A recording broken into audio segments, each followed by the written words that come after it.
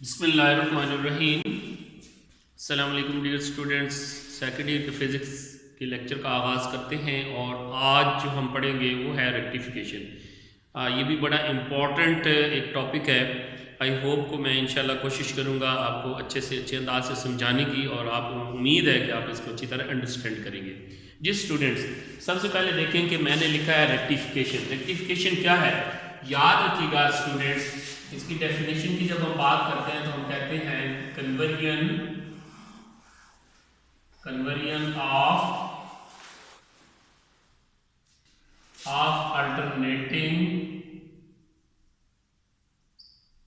Of alternating current into direct current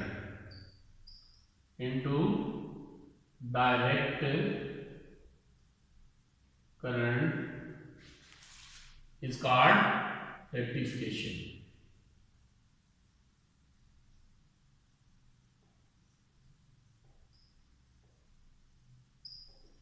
students याद रखिएगा कि इसमें मैंने ये तो मेंशन कर दिया है कि conversion of alternating current into direct current that is called rectification.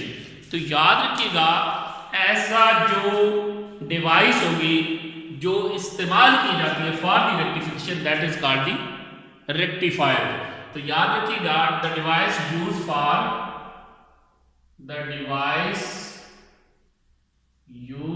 For rectification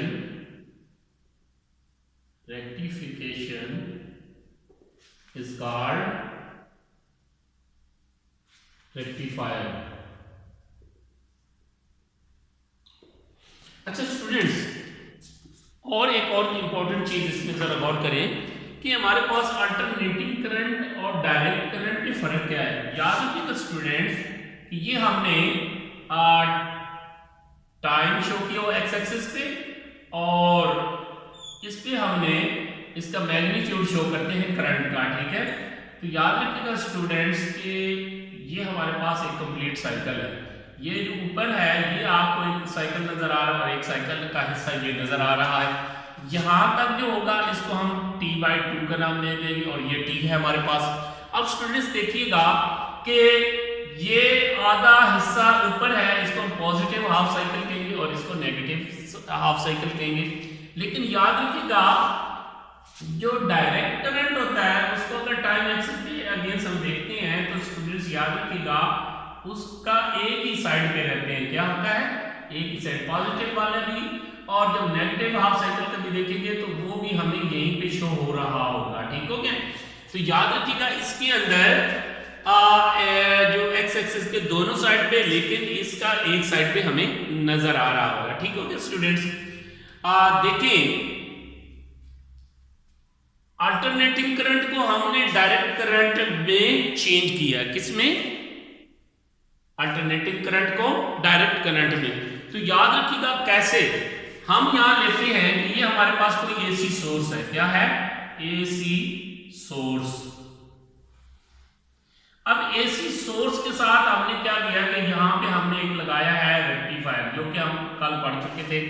और इससे आगे हमने क्या किया कि यहां पे एक रेजिस्टर लोड लगाया है। याद रखिएगा रेजिस्टेंस लोड जो होता है इससे क्या मुराद होता है कि कोई भी ऐसी अप्लायंसेस आपके घर के अंदर जो कि डायरेक्ट करंट पे ऑपरेट होती हैं उसको हम एज अ आरएल की सूरत में लिख लेते हैं। तो ये हमारे पास क्या है, डायोड है। ये क्या है, डायोड है। आपको ऑलरेडी पता है ये इसकी एनोड साइड है, ये कैथोड साइड है। अब स्टूडेंट्स देखें कि जब ये इसका पॉजिटिव हाफ साइकिल आएगा तो ये पॉजिटिव होगा, तो पॉजिटिव इसके साथ होगा, नेगेटिव इस साइड पे होगा, तो उस सूरत में क्या होगा, इसमें से करंट फ्लो होगा, और इस लोड रेजिस्टर को करंट मिलेगा। लेकिन जब वो नेगेटिव साइकिल आएगा तो उस सूरत में ये पॉजिटिव, और ये पहली सूरत में वो फॉरवर्ड बायस के तौर पर काम कर रहा था ये डायोड, जबकि जब नेक्स्ट इसकी सूरत में आएंगे तो ये क्योंकि इन्वर्ट हो जाता है तो ये एज अ रिवर्स बायस काम करेगा, और रिवर्स बायस की सूरत में आपको पता है कि उसमें से करंट फ्लो नहीं होता। तो याद रखिएगा अगर इनपुट सिग्नल हम कहते हैं कि ये है हमारा पास, तो आउटपुट सिग्नल फिर डियर स्टूडेंट्स क्या होगा कि ये पहले पॉजिटिव हाफ साइकिल में तो इसमें से करंट पास हुई है इस डायोड में से, लेकिन अगला जो पोर्शन था इसमें इसमें से करंट पास नहीं होगी। फिर जब नेक्स्ट आएगा पॉजिटिव हाफ साइकिल तो फिर इसमें से करंट पास होगी। लेकिन जब नेगेटिव साइकिल आएगा तो आपको पता है कि रिवर्स बायस हो जाता है, तो उस सूरत में फिर इसमें से करंट पास नहीं होती। लेकिन फिर जब पॉजिटिव हाफ साइकिल आएगा तो फिर इसमें से करंट पास होना शुरू हो जाती है। तो ये जो मेथड होगा इसको हम रेक्टिफिकेशन तो कहेंगे, लेकिन इसको हम हाफ वेव रेक्टिफिकेशन कहेंगे, बिकॉज ऑफ हमारी जो रेक्टिफिकेशन है ये दो हिस्सों में डिवाइड हो जाती है। एक को हम बोलते हैं हाफ वेव रेक्टिफिकेशन,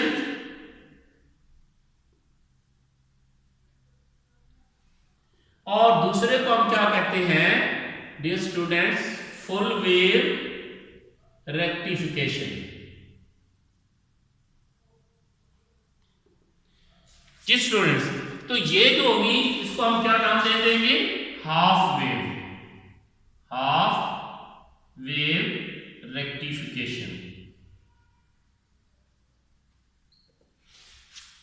अब देखते हैं स्टूडेंट्स, जो नेक्स्ट है हमारे पास वो है फुल वेव रेक्टिफिकेशन। क्या है? Full wave rectification. उसकी डायग्राम मैं पहले बना देता हूं स्टूडेंट्स, फिर उसको मैं समझाने की कोशिश करता हूं आपको, और बहुत आसान है वो भी। देखिए स्टूडेंट्स, उसके अंदर हम 4 डायोड इस्तेमाल करेंगे, और उसका एक और नाम भी हम रखते हैं जिसको ब्रिज रेक्टिफिकेशन भी कहेंगे। ब्रिज,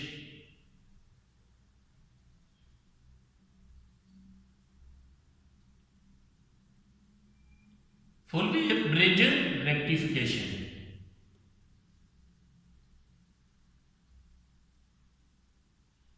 जी स्टूडेंट्स, जरा गौर फरमाएं,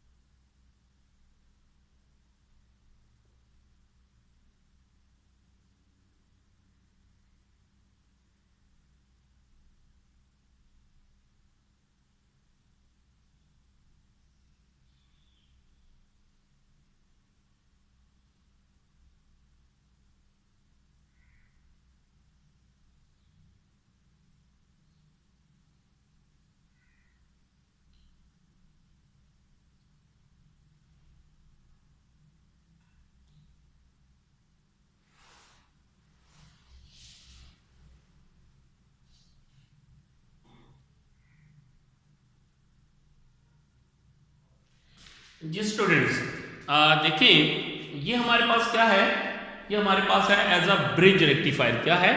ब्रिज रेक्टिफायर। तो स्टूडेंट्स देखें,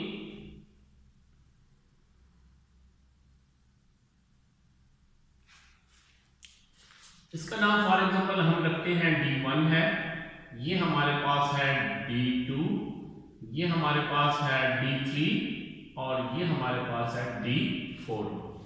अब स्टूडेंट्स जरा गौर करें कि हमारे पास जब ये कंडीशन आएगी तो पॉजिटिव हाफ साइकिल में जब यहाँ से बिजली जो है वो मूव करती हुई आ रही होगी, तो उस सूरत में यहाँ पे देखेंगे जब इस पॉइंट पे आएंगे तो इस पॉइंट पे अब देखिए कि हमारे पास एक रेक्टिफायर D3 है और दूसरा हमारे पास D1 है। अब इसने किस साइड पे जाना है, क्योंकि इस साइड पे तो रिवर्स बाइस है और इस साइड पे क्या है, फॉरवर्ड बाइस है। तो इसको क्या मूव करना चाहिए कि ये मूव करेगा इस साइड पे, और मूव करके जब यहाँ आएगा तो ये तो ऑलरेडी क्या है, रिवर्स बाइस में है, तो इसने यहाँ से मूव करता हुआ लोड रेजिस्टेंस में से गुजरना है। लोड रेजिस्टेंस में से आते हुए ये ऊपर जाएगा इसमें से और ये क्रॉस है तो ये यहाँ पे आ जाएगा। जब यहाँ पे पहुंचता है तो स्टूडेंट्स देखें कि यहाँ पे फिर दो पाथ है, ये क्योंकि रिवर्स बाइस में है और ये फॉरवर्ड में था तो इसमें मूव इधर करना है, इस साइड में मूव करते हुए, और ये एक कंप्लीट सर्किट बन जाता है। ठीक है स्टूडेंट्स, अब जब नेक्स्ट जब ये नेगेटिव होगा तो उस सूरत में स्टूडेंट्स क्या होगा कि हमारे पास ये कंडीशन तो नहीं आएगी, हमारे पास ये पॉजिटिव ये बन जाएगा। उस सूरत में क्या होगा कि यहां से ये पॉजिटिव हाफ साइकिल बनेगा, ये यहां से आएगा, ये यहां से मूव करता हुआ इस साइड पे, जहां पे जब देखेंगे तो ये रिवर्स बायस होगा, ये फॉरवर्ड होगा, तो उस सूरत में इसके इस साइड पे मूव करना है। जब इस साइड पे मूव करते हुए तो ये दोबारा इस साइड पे आएगा, क्योंकि वो तो रिवर्स बायस में है, इसमें से मूव करता हुआ ये दोबारा इस साइड पे आएगा। यहां से जब मूव करके जहां पे पहुंचेगा स्टूडेंट्स, तो अब ये जो है इसके लिए एज अ रिवर्स बाइस है और ये फॉरवर्ड बाइस होगा, इसने इस साइड पे मूव करना है और ये कंप्लीट साइकिल इस तरह कंप्लीट होता है। तो याद रखिएगा स्टूडेंट्स, इस तरीके से फुल वेव ब्रिज रेक्टिफिकेशन हो रही होती है।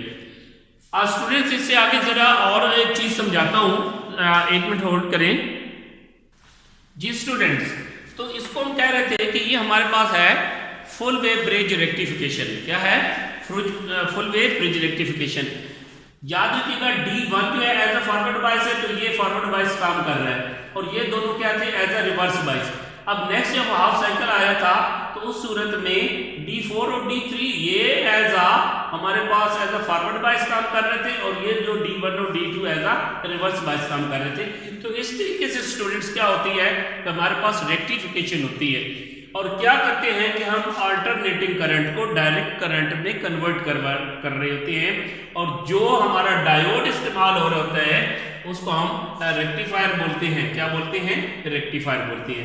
तो ये था डियर स्टूडेंट्स आज का लेक्चर। तो इस सिलसिले में अगर कोई आपके ज़हन में क्वेश्चन हो तो आप ज़रूर कोई से पूछिएगा, मैं इंशाल्लाह उसके बारे में फर्दर भी ब्रीफ करूँगा। अगले लेक्चर तक के लिए इजाज़त दीजिए। अल्लाह हाफिज़।